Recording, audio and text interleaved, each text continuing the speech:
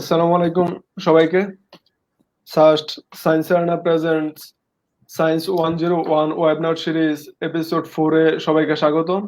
আজকে আমাদের এপিসোড 4 এ আমরা মেইনলি কথা বলবো হচ্ছে scientific article writing and publishing এর উপরে। এই বিষয়ে কথা বলার জন্য আমাদের সাথে আছে শেখ হেফজুল বারী স্যার, লিডিং ইউনিভার্সিটির। মেইনলি স্যার সিভিল ডিপার্টমেন্টে থেকে হচ্ছে সাস্টের সিভিল ডিপার্টমেন্ট থেকে পাশ করে 2015 সালে লিডিং ইউনিভার্সিটিতে শিক্ষকতা পেশায় নিয়োজিত, বর্তমান পর্যন্ত পেশায় আছে এবং বর্তমানে অ্যাসিস্ট্যান্ট প্রফেসর হিসেবে আছে। স্যার মেইনলি আজকে কথা বলবে হচ্ছে যারা হচ্ছে মেইনলি গবেষণায় আগ্রহী বা গবেষণার ক্ষেত্রে ইন্টারেস্ট আছে তাদের জন্য মেইনলি হচ্ছে কিভাবে হচ্ছে একটা আর্টিকেল, সায়েন্টিফিক আর্টিকেল লেখা লাগে বা পাবলিশ করা লাগে, পাবলিশ করতে হলে কি কি জিনিসপত্রের উপর বেশি ফোকাস দেওয়া লাগবে, ওই বিষয়গুলা নিয়ে হচ্ছে মেইনলি স্যার কথা বলবে। আমি স্যারকে আমি এই বর্তমান বর্তমান কমিটির প্রেসিডেন্ট মোহাম্মদ রাকিব হোসেন থাকবো হচ্ছে এই ফুল প্রোগ্রামে, এবং আমি বর্তমানে স্যারকে অনুরোধ করব যে স্যারের টক শুরু করে দেওয়ার জন্য। ধন্যবাদ রাকিব। আমরা আসলে এখানে রাকিব যা বলছে আর কি, যে পাবলিকেশন বা রিসার্চ এই ব্যাপারটা হচ্ছে আমাদের আগ্রহ থেকে আসে এখানে মেইনলি। এবং আমরা বলতে আমি এবং আমাদের একটা টিম আছে, আমরা কাজ করি, একসাথে কাজ করি মেইনলি হচ্ছে প্যাশন থেকে। এটা আমাদের যে হায়ার স্টাডি করার পর অনেকটা দায়বদ্ধতা থেকে আর কি, যে আমরা দেশের জন্য যেভাবে পারি সেভাবে কাজ করবো, এরকম একটা দায়বদ্ধতা থেকে। যেহেতু আমরা টিচিং এ আছি, আমি টিচিং এ আছি, তো পাবলিকেশন এবং আমাদের টিচিং এর একটা অবিচ্ছেদ্য অংশ হচ্ছে পাবলিকেশন এবং রিসার্চ আর টিচিং, এটা ওতপ্রোতভাবে জড়িত। সো আমরা চেষ্টা করছি এখন কিছু কাজ করার জন্য, আমাদের লিমিটেশন আছে, তারপরেও চেষ্টা করে যাচ্ছি কিছু কাজ করার জন্য। এর পাশাপাশি আমরা যা করছি যে আমাদের দেশে ইয়াং রিসার্চার যারা আছে, যারা কাজ করতে চায় এবং সামনে কাজ করার প্ল্যান আছে, তাদের আমরা হেল্প করার চেষ্টা করি। আমাদের যে রিসার্চ গ্রুপ আছে সেই গ্রুপ থেকে আমরা চেষ্টা করি সবাইকে সব যতটুকু হেল্প করা যায় আর কি, পাবলিকেশন হোক, রাইটিং হোক, প্ল্যানিং হোক বা ডাটা কালেকশন করতে হোক, সব বিষয়ে হেল্প করার চেষ্টা করি। তো আমরা আজকে খুব ব্রিফলি আর কি, আমাদের টার্গেট হচ্ছে যে যেহেতু সায়েন্স এরিনা হচ্ছে সাস্টের সবচাইতে প্রথম বিজ্ঞান সংস্থা, এবং সায়েন্স এরিনা আগেও চেষ্টা করেছিল যে গবেষণার প্রতি আমাদের স্টুডেন্ট যারা আছে তাদের এনকারেজমেন্ট দেওয়ার জন্য। স্টাডি সার্কেল ছিল, আমি যখন স্টুডেন্ট ছিলাম তখন সায়েন্স এরিনার স্টাডি সার্কেল ছিল, পড়াশোনায় যেন স্টুডেন্টরা আগ্রহী হয়। ইউনিভার্সিটি যেহেতু, আমরা ইউনিভার্সিটিতে আমাদের টার্গেট থাকে একজন মানুষ হয়ে বেড়ে ওঠার জন্য, মানুষের মতো মানুষ হওয়ার জন্য আসলে আমরা যেটা বলি আর কি। তো সেখানে একাডেমিক পড়াশোনার পাশাপাশি সায়েন্স এরিনা সবসময় চেষ্টা করেছে স্টুডেন্টদের যে তারা যেন এক্সট্রা কারিকুলার অ্যাক্টিভিটিস, সায়েন্টিফিক বিভিন্ন প্রোগ্রাম এবং হচ্ছে ওই রিলেটেড অ্যাক্টিভিটিসে যাওয়া এবং রিসার্চে যাওয়া এবং পড়াশোনা করে এগুলোতে আগ্রহী করেছে। তো এখন রিসেন্টলি সায়েন্স এরিনার পক্ষ থেকে যে উদ্যোগটা নেওয়া হয়েছে যে আর্টিকেল রাইটিং এবং পাবলিশিং এর ব্যাপারে কথাবার্তা বলার জন্য, এটা আমার কাছে খুব মনে হচ্ছে যে খুব ভালো একটা সময় উপযোগী উদ্যোগ। কারণ এখন আমরা যা খেয়াল করছি আর কি, আমাদের রিসেন্টলি আমাদের নতুন প্রজন্ম যারা আছে, আগে যেটা হয়তো দেখা যেত যে আমাদের ফোর্থ ইয়ার বা মাস্টার্স এর থিসিস থেকে হয়তো একজন দুইজন কোনো পেপার হয়তো বা বের হতো, ভালো মানের পেপার বের হতো। এখন কিন্তু প্রচুর পেপার হচ্ছে, মানে সবাই এগিয়ে আসছে পাবলিশিং এর জন্য বা রিসার্চের যে ফিল্ড আছে, ফিল্ডে সবাই এগিয়ে আসছে আর কি। আর সায়েন্স এরিনা আগেও অগ্রগামী ছিল এইসব ব্যাপারে, সামনে আরো থাকবে এবং সেভাবেই এগিয়ে যাবে, সেটি প্রত্যাশা আমাদের। তো আজকে আমার টার্গেট হচ্ছে যে আর্লি ক্যারিয়ার যারা আছে, মানে যারা স্টার্ট করেছেন বা শুরু করবেন, তাদের কিভাবে স্টার্ট করা যায় সে বিষয়ে ডিসকাস করার জন্য। আমি নিজেও খুব একটা যে একদম খুব এক্সপেরিয়েন্স ব্যাপারটা এরকম না, আমরাও রিসেন্টলি কয়েক বছর আগে শুরু করেছি, আমাদের পাবলিকেশনও কয়েকটা হয়েছে এই পর্যন্ত, বাট এটা বলা যায় না যে আমি খুব এক্সপার্ট। বাট যেহেতু আমি এই আর্লি টাইমটা স্পেন্ড করে এসেছি এবং ওই সময় আমার বিভিন্ন স্যাররা যারা ছিলেন, বড় ভাইরা যারা ছিলেন, এদের কাছ থেকে বিভিন্ন সময় বিভিন্ন হেল্প নিয়েছি।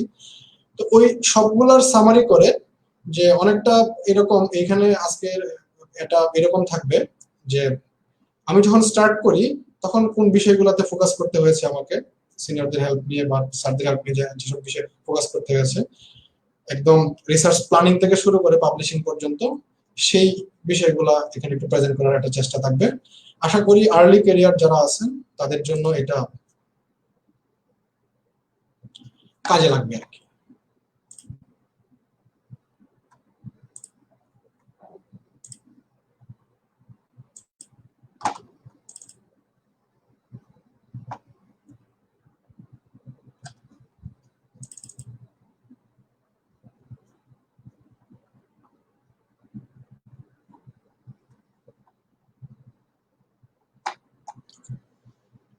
Thank you Rakib. আমরা এই জন্য নামটা এভাবে সাজিয়েছি যে research paper writing beginners guide, মানে একদম শুরু থেকে আমরা যদি জিরো থেকে শুরু করি, সেখান থেকে আমরা যদি একটা পাবলিশিং এর লাস্ট স্টেজ অর্থাৎ পেপার অ্যাকসেপ্ট পর্যন্ত যদি যেতে চাই, তাহলে কি কি পয়েন্ট আমাদের মাথায় রাখতে হবে এবং আমাদের এর বাইরে সহায়ক টুল কি কি আমরা ইউজ করতে পারি, সেগুলো নিয়ে আজকের এই প্রেজেন্টেশনটা থাকবে। তো আমরা প্রথমেই যদি পাবলিশিং এর ক্ষেত্রে বা সায়েন্টিফিক পেপারের কাজ করার ক্ষেত্রে প্রথমে যেটা করতে হবে, রাইটিং এর আগে আমাদের প্ল্যান করে নিতে হবে যে আমি কি নিয়ে কাজ করবো। আসলে প্ল্যানটা হচ্ছে যে আমি কোন টপিকটা নিয়ে কাজ করবো। তো টপিকটা নিয়ে কাজ করার জন্য প্রথমেই, যেহেতু আমাদের এখানে আমরা যদি বলি আমরা এক একজন হয়তো এক এক ফিল্ডে কাজ করি, তো আমরা এই জন্য এটা জেনারেলাইজ করে ফেলেছি আর কি। যেমন আমি যেহেতু সিভিল ইঞ্জিনিয়ার ছিলাম, আমার কাজগুলো সিভিল ইঞ্জিনিয়ারিং রিলেটেড কাজ। তো এটা আমরা এখানে প্রেজেন্টেশনটা এমন থাকবে যে জেনারেলাইজড, ব্যাপারটা এমন না যে এক্সাক্ট এমন হতে হবে, এরকম না। এটা হচ্ছে জাস্ট একটা এক্সাম্পল যে এইভাবে আপনি শুরু করতে পারেন। এখানে কিছু হয়তো বা আপনার ফিল্ডে স্পেসিফিক ফিল্ডের সাথে মিলিয়ে কিছু অ্যাড করা লাগতে পারে, কিছু এখান থেকে বাদ দেওয়া লাগতে পারে। তো প্রথমে যেটা শুরু করতে হবে যে টপিক সিলেক্ট করে নিতে হবে। টপিক বলতে যেমন আমরা যদি ধরি যে এখন আমাদের গতকালকে যে প্রেজেন্টেশনটা ছিল যে ক্লাইমেট চেঞ্জ, এটা বার্নিং ইস্যু আমাদের এখন, আমাদের এই 21st সেঞ্চুরিতে একটা বার্নিং ইস্যু হচ্ছে ক্লাইমেট চেঞ্জ। আমরা একটা টপিক নিয়ে নেব, এটা হচ্ছে ক্লাইমেট চেঞ্জ। এখন ক্লাইমেট চেঞ্জ একটা বিশাল একটা ইস্যু, একটা বড় একটা টপিক, এখানে প্রচুর সাব ফিল্ডে কাজ করা যায়। কিন্তু টপিক ক্লাইমেট চেঞ্জ সিলেক্ট করার পরে আমার প্রথম কাজ হচ্ছে আমি কোন সাব টপিকে একদম স্পেসিফিক করে ফেলা। ব্রড একটা টপিক থেকে আমি কোন জায়গাটাতে কাজ করব সেটা স্পেসিফিক করে ফেলা। তো স্পেসিফিক করে ফেলাটা, যেমন আমি যদি আমার কথা বলি, আমরা স্ট্যাটিস্টিক্যাল হাইড্রোলজি নিয়ে কাজ করি, অর্থাৎ ক্লাইমেটিক প্যারামিটার গুলো আছে, ক্লাইমেটিক প্যারামিটার গুলো যে চেঞ্জ এবং তাদের ইফেক্ট, সেগুলো নিয়ে কাজ করি। আমাদের প্রথম কাজটা থাকে প্ল্যানিং এর ক্ষেত্রে, যেটা ব্রড টপিক থেকে আমি কোনটা নিয়ে কাজ করতে চাই সেটা সিলেক্ট করা। এখন এই সিলেক্ট করার জন্য কিছু ক্রাইটেরিয়া মাথায় রাখা উচিত, বিশেষ করে আমরা যারা ডেভেলপিং কান্ট্রি গুলোতে যারা আছি তাদের জন্য।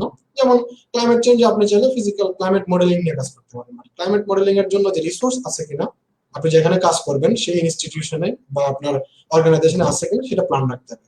অর্থাৎ আমি এমন টপিকটাই সিলেক্ট করার চেষ্টা করব যে টপিকটা নিয়ে কাজ করার ফ্যাসিলিটি আমার এখানে আছে। কারণ কাজ করার ফ্যাসিলিটি না থাকলে পরে দেখা যাবে এই টপিকটা আমরা শেষ করতে পারবো না, তখন একটা হতাশা হয়তো চলে আসবে যে আমরা কাজ শুরু করলাম শেষ করতে পারলাম। যখন আমাদের টপিকটা সিলেক্ট হয়ে গেল, টপিক সিলেক্ট হওয়ার পরে আমার রিসার্চ প্ল্যান করে নেই যে এই যে আমি যে টপিকটা সিলেক্ট করলাম, যেমন আমি আমার ক্ষেত্রে যদি বলি স্ট্যাটিস্টিক্যাল হাইড্রোলজির ক্ষেত্রে আমি হয়তোবা প্ল্যান করলাম কি যে আমি হয়তোবা এখানে আমাদের রেইনফল, বাংলাদেশের যে রেইনফলটা আছে, বাংলাদেশের রেইনফলটার কি অবস্থা, তার হিস্টোরিক্যাল চেঞ্জটা কি হচ্ছে, সেটা নিয়ে হয়তোবা কাজ করবো। এখন আমাকে সিলেক্ট করে নিতে হবে কিন্তু যে এই কাজটা আমি কিভাবে করবো। প্রচুর অ্যাভেলেবল মেথড আছে, স্ট্যাটিস্টিক্যাল বিভিন্ন মেথড আছে, সেখান থেকে আমার সিলেক্ট করতে হবে যে প্রসেসটা আমি কিভাবে আগাবো, কাজটা কিভাবে আমি কমপ্লিট করবো। সেটার জন্য আমরা কি করতে পারি, বিভিন্ন পাবলিশড জার্নাল আছে, বুক আছে, এগুলোর হেল্প আমরা নিতে পারি। যখন আমার কাজের প্ল্যানিংটা হয়ে গেল যে আমি কোন প্রসেসে হয়তো আমি আগাবো, প্রিলিমিনারি প্ল্যানিং হয়ে গেল, তারপরে আমার করতে হবে কি যে এই যে প্ল্যানিং আমি করলাম, যে প্রসেসটাতে আমি আগাবো, সেটার জন্য রিসোর্স আমার কি কি প্রয়োজন। রিসোর্স বলতে আমার ডাটা প্রয়োজন থাকবে। আবার রিসোর্স বলতে এই যে প্ল্যানিং করলাম যে আমি কোন মেথডটাতে আগাবো, সেই মেথডের ডিটেলসটাও কিন্তু আমাকে লাগবে। মেথডটা কিভাবে কাজ করে, এটা সুবিধা কি অসুবিধা কি, এই মেথডটা আমার যে রিজিয়ন আছে সেই রিজিয়নে এটা অ্যাপ্লিকেবল হবে কিনা, সেই রিসোর্স গুলো আমার কিন্তু গ্যাদার করে ফেলতে হবে। যখন আমার রিসোর্স গ্যাদার হয়ে গেল, তারপরে আমি করবো কি একটা আউটলাইন করে ফেলবো। আউটলাইন বলতে এখানে আমি যেটা মিন করি যে আউটলাইন বলতে এই কাজটা কোন অংশটার পরে কোন অংশটা করব, সেটা আমি কতদিন সময় নিব, টোটাল একটা ওয়ার্ক প্ল্যান তৈরি করে ফেলা। কারণ টার্গেট যদি আমি সেট না করি, তাহলে টার্গেট অ্যাচিভের জন্য আমার কিন্তু সময় বেশি লাগবে। আমরা এই জন্য একটা টার্গেট আউটলাইন করে ফেলবো, টোটাল আউটলাইন, যে আমরা এই পোর্শনের পর ওই পোর্শনটা করব, এবং আমি প্রত্যেকটা সেকশনের জন্য আমরা আলাদা আলাদা সেকশন করে নিব অ্যানালাইসিসের জন্য। যদি আমরা এমন হয় যে আমরা কয়েকজন মিলে কাজ করতেছি, তাহলে হয়তো আমরা ভাগ করে দিব যে আমি এই কাজটা করব, আপনি এটা করবেন, আপনি এই অংশটা করবেন, তারপর আমরা কম্বাইন করব। একটা আউটলাইন করে নিলাম। আউটলাইনটা করার ফলে সুবিধা যেটা হবে, যে আমাদের যে অ্যান্টিসিপেটেড টাইম আছে, যে আমি পাবলিশিং এর ক্ষেত্রে যে আমি হয়তো ধরে নিলাম যে আমরা 1 মাসের মধ্যে কাজটা করব, আউটলাইন যদি আপনার পারফেক্ট হয়, আপনার কিন্তু ওই টাইমের মধ্যে কাজটা কমপ্লিট করা সহজ হবে। যখন আমার আউটলাইন হয়ে গেল, আউটলাইন হয়ে যাওয়ার পরে আমি কাজটা শুরু করে দিব। আমরা যেটাকে বলতেছি রাইটিং টুর পেপার, অর্থাৎ আমাদের কাজ একই দিকে আমরা কাজ করতে থাকবো, আমার পেপার রাইটিংটা কন্টিনিউস করতে থাকবো। কিছু অংশ আমরা রাইটিং যখন আমরা কাজ করতে থাকবো তখনই লেখা যায়, কিছু অংশ আমরা রেজাল্ট যদি করি কাজ কমপ্লিট।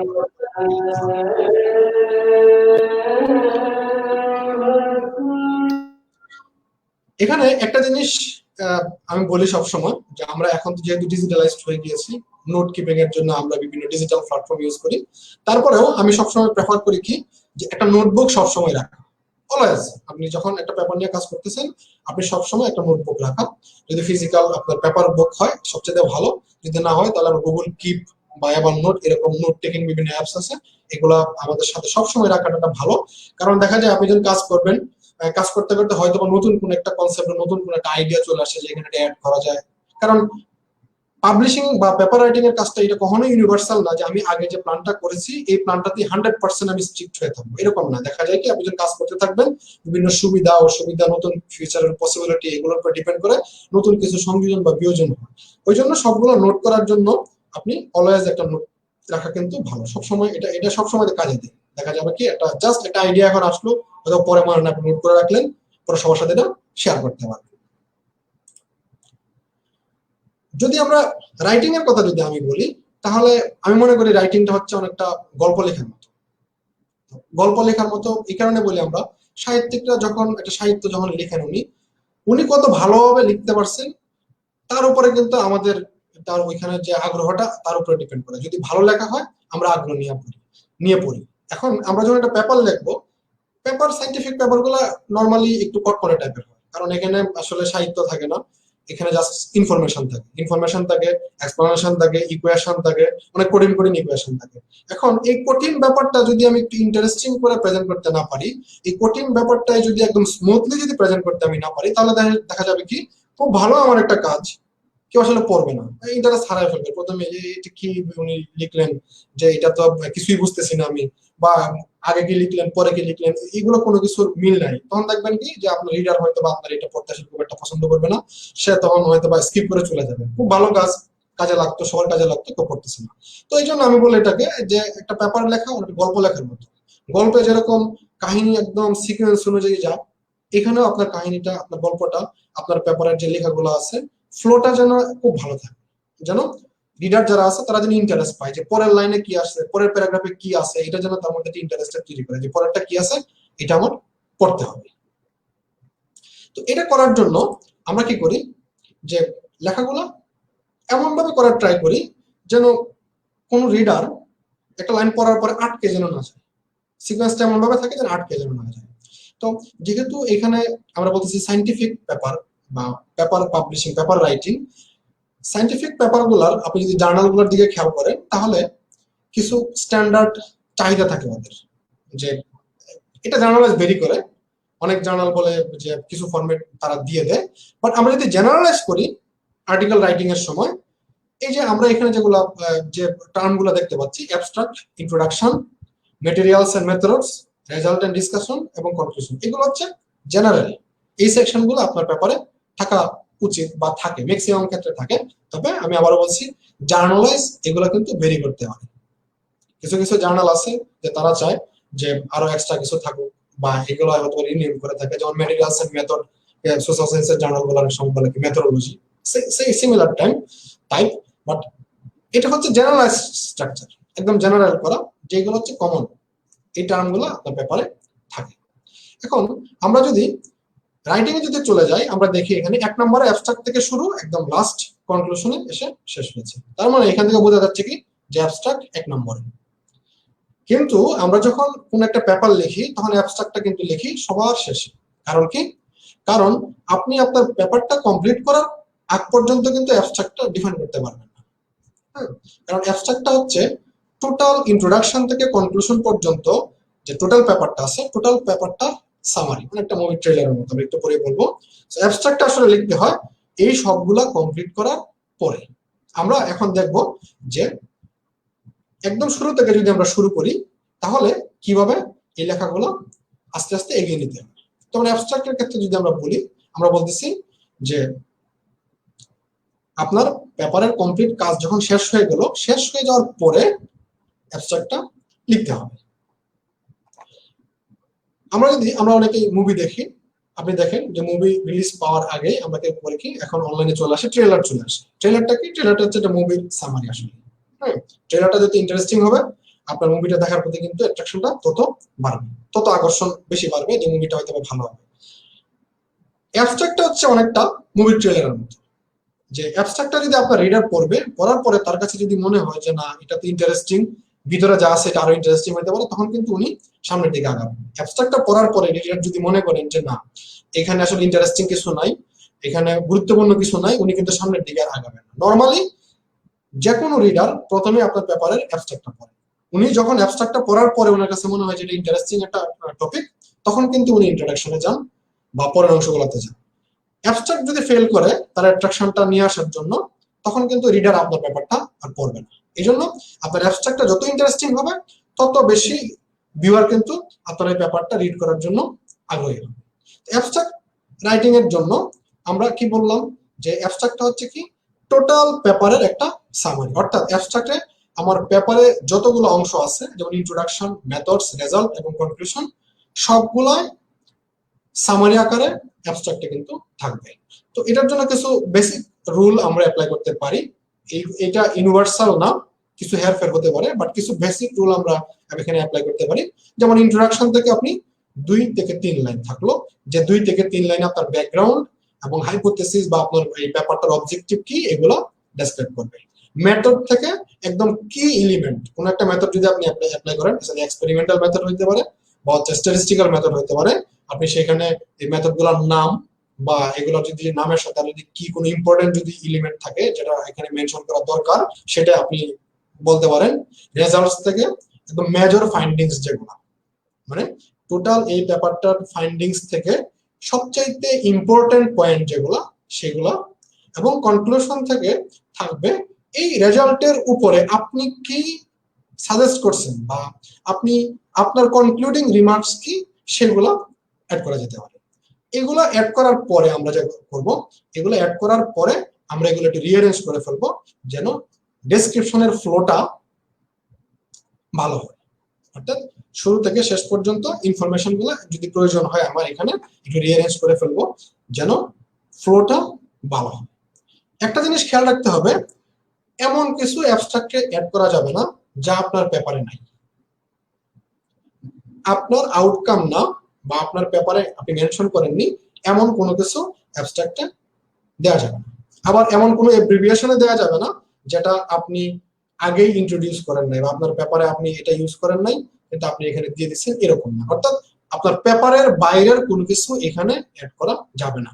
এবং আমরা যদিও বলছি যে প্রথম দিকে 2 থেকে 3 লাইন আমরা হচ্ছে ব্যাকগ্রাউন্ড স্টাডি, ব্যাকগ্রাউন্ড ইনফরমেশন, অর্থাৎ এই কাজের ব্যাকগ্রাউন্ড ইনফরমেশন প্রোভাইড করা যেতে পারে, বাট এটাও এমন যেন না হয় যেটা আপনার পেপারের সাথে বা আপনার পেপারের সাথে হচ্ছে সামঞ্জস্যপূর্ণ না হয়।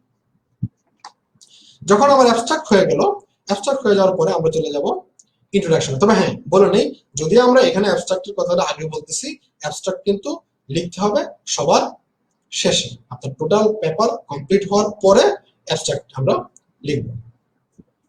ইন্ট্রোডাকশনের জন্য দুটো কোশ্চেন হচ্ছে সবচেয়ে ইম্পর্টেন্ট। আপনি যখন আপনার পেপারে ইন্ট্রোডাকশনটা লিখবেন তখন এই দুটো কোশ্চেনের আনসার অবশ্যই থাকা প্রয়োজন, কারণ আপনার টোটাল পেপারটাই মেইনলি সাজানো হয় এই দুটো কোশ্চেনের উপরে। কিন্তু প্রথম কোশ্চেন হচ্ছে যে আপনি কেন এই স্টাডিটা করবেন বা করা দরকার আসলে। আপনার এই যে স্টাডি, আপনার যে বর্তমান পেপারের যে টপিক, এই টপিকটা বর্তমান সময়ে কেন আপনি এই কাজটা করতেছেন। কাজটা করার জন্য যুক্তি হতে পারে যে বর্তমান যে এক্সিস্টিং নলেজ আছে সেই নলেজের মধ্যে কিছু গ্যাপ আছে, মেইনলি আমরা যেটা করি সেই নলেজের গ্যাপ গুলো পূরণ করার জন্য কিন্তু আমরা নতুন নতুন কাজের শুরু করি। সো আপনাকে এটা কিন্তু বলতে হবে যে কেন আপনি এই কাজটা করবেন। 2 নম্বরে হচ্ছে এই কাজটা করলে আসলে আপনার লাভটা কি হবে। এই কাজটা যদি করি আমার এক্সিস্টিং যে সায়েন্টিফিক কমিউনিটিতে যে অ্যাভেলেবল নলেজ আছে সেই নলেজের বাইরে আপনি নতুন কি আসলে দিতে পারবেন। লাভ বলতে এটা আসলে মনিটারি লাভ যে ব্যাপারটা এরকম না, আপনার নতুন নলেজ ইন্ট্রোডিউস করতেছে কিনা, নতুন কোনো ইনফরমেশন ইন্ট্রোডিউস করতেছে কিনা, এটাও কিন্তু হচ্ছে আপনার লাভ আমাদের। সো দুটো জিনিস মনে রাখতে হবে যে why was this particular study need to fill the gap in scientific knowledge that currently exists এবং why does that gap need filling। এখন এটা করার জন্য যেহেতু আমরা বলতেছি কি যে ইন্ট্রোডাকশনে এই দুটো ইনফরমেশন বা দুটো কোশ্চেনের আনসার অবশ্যই থাকতে হবে। কারণ ব্যাপারটা তো এরকম না জাস্ট আমি করলাম কি এই দুটো কোশ্চেনের আনসার আমি লিখে দিলাম আমার ইন্ট্রোডাকশনটা হয়ে গেল, না। আমরা একটু আগে বলছি যে পেপার রাইটিংটা হচ্ছে এটা গল্প লেখার মতো। তো গল্প লিখতে হলে কি করতে হবে, ব্যাকগ্রাউন্ড দিয়ে শুরু করতে হবে, কিছু ব্যাকগ্রাউন্ড স্টাডিজ। যেমন আমি যদি ভূতের গল্প যদি বলি, প্রথমে আমি একদম হরর সিনে চলে যেতে পারবো না, আমাকে কি করতে হবে যে আগে একটু আবহাওয়া তৈরি করতে হবে। সেই আবহাওয়া তৈরি করার জন্য আমরা করতে পারি কি প্রথমেই ব্যাকগ্রাউন্ড স্টাডি দিয়ে শুরু করতে পারি। ব্যাকগ্রাউন্ড স্টাডি বলতে এই কাজের ব্যাকগ্রাউন্ড ইনফরমেশন বা এই কাজটা ইম্পর্টেন্ট এটা বোঝানোর জন্য। যেমন আমি যদি ক্লাইমেট চেঞ্জের কথা বলি, যেমন আমরা ফার্স্ট লাইনটা এমন ভাবে শুরু করতে পারি যে climate change is a crucial phenomena for this 21st century. আমাদের এই সেঞ্চুরির জন্য ক্লাইমেট চেঞ্জ একটা ক্রুশিয়াল একটা ফেনোমেনা। কারণ কি গ্লোবাল ওয়ার্মিং যদি হয় বা হচ্ছে যেটা এখন, সেটার ইফেক্ট আসলে অ্যাডভার্স ইফেক্ট, প্রচুর অ্যাডভার্স ইফেক্ট আমাদের এখানে আসবে। তো সেই জন্য এই দুটো কোশ্চেন আনসার করার জন্য আমরা যদি আরেকটু ব্রড করি যে ইন্ট্রোডাকশনটা কিভাবে লেখা যায়, তাহলে আমরা প্রথমেই শুরু করতে পারি যে আমাদের কারেন্ট টপিক সম্পর্কে অলরেডি আমরা কি জানি। এই জন্য আমরা বলতেছি যে আমাদের নোন কি আছে সেগুলো নিয়ে আমরা প্রথমে একটু ডিসকাস করতে পারি। 2 নম্বরে এই এক্সিস্টিং নলেজের বাইরেও কিছু যদি আমি না জানি, যদি কোনো অংশ যদি আমার আননোন থাকে, তাহলে সেটা নিয়ে আমরা কথা বলতে পারি যে আমার আননোন কিছু, যে আমরা এই সম্পর্কে আমার বর্তমান টপিক সম্পর্কে আমার সায়েন্টিস্টদের কাছে রিসার্চারদের কাছে বর্তমান সময়ে এই নলেজ অ্যাভেলেবল আছে, বাট কিছু গ্যাপ আছে, এই গ্যাপগুলো হচ্ছে আননোন। এরপরে আমরা যেটা ডিসকাস করব যে তাহলে এই আননোন গুলা পূরণ করা দরকার, সেখান থেকে আমি যে আননোনটা সিলেক্ট করেছি সেই আননোন ইনফরমেশনটা পূরণ করা দরকার, সেই গ্যাপটা ফিল করা প্রয়োজন এবং কেন প্রয়োজন সেটা আমরা এখানে ব্যাখ্যা করার চেষ্টা করব। তাহলে আমরা যদি সামারি করি, ইন্ট্রোডাকশনটা আমরা এভাবে সাজাতে পারি। প্রথমেই ব্যাকগ্রাউন্ড ইনফরমেশন, যেখানে কারেন্ট এক্সিস্টিং নলেজ সম্পর্কে আমরা ডিসকাস করতে পারি। এরপরে আননোন কি আছে, তৃতীয়ত হচ্ছে যে এই আননোনটা কেন ফিল আপ করা দরকার। এটা করার পরে আমি একটু ইনফরমেশন রিডারদের দিয়ে দিব যে এই আননোনটা আমি কিভাবে এবং কেন ফিল আপ করবো। আমি একটু আগে বলছি যে কেন ফিল আপ করবো সেটা তো বলবোই। বলার পরে শেষের দিকে আমরা রিডারদের জাস্ট একটু হিন্টস দিয়ে দিব যে এই যে নলেজ গ্যাপটা আছে সেটা আমরা পূরণ করবো, সেটা আমরা কিভাবে পূরণ করবো। তো কিভাবে পূরণ করব বলতে যে আমরা সামনে কি মেথড গুলো অ্যাপ্লাই করবো সেগুলোর জাস্ট একটু হিন্টস এখানে রিডারদের দিয়ে দেওয়া, তাহলে মোটামুটি ইন্ট্রোডাকশন সেকশনটা সাজানো হয়ে গেল।